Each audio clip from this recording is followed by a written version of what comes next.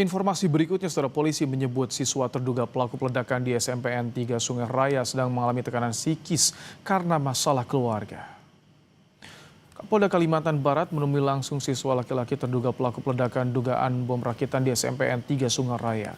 Kapolda Kalbar menyatakan bahwa ada indikasi terduga pelaku dalam keadaan tekanan psikis karena masalah keluarga.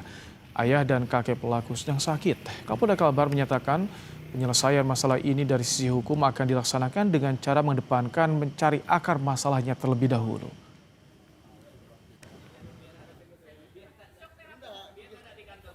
Secara psikis, ya, terhadap anak tersebut agar kita bisa menggali lebih banyak untuk mengambil langkah-langkah ke depannya, sehingga tidak akan terulang kembali. Dan yang berikutnya memang kami menghimbau juga untuk sekolah-sekolah, ya, dalam situasi apapun, para orang tua untuk memperhatikan anak-anaknya yang sekolah, ya, kegiatan-kegiatan seperti main game. Kami sedikit tadi menanyakan memang ya hobinya adalah dia cita-cita menjadi mekanik.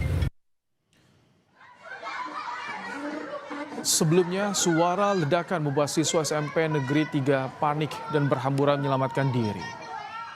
Peristiwa terjadi sekitar pukul 10, tak lama setelah jam istirahat berakhir.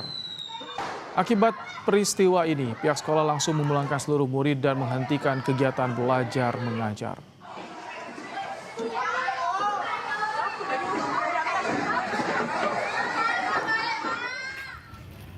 Polisi dan tim Inafis Satreskrim Polres Kuburaya langsung melakukan olah tempat kejadian perkara.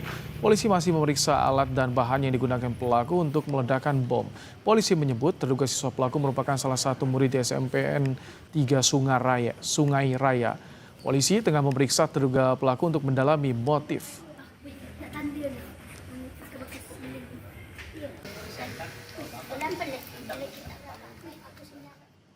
Ledakan terjadi tak lama setelah jam istirahat sekitar pukul 10 waktu Indonesia Barat.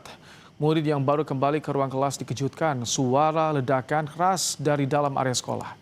Pihak sekolah segera memulangkan seluruh murid dan menghentikan kegiatan belajar. Gelombang pemain diaspora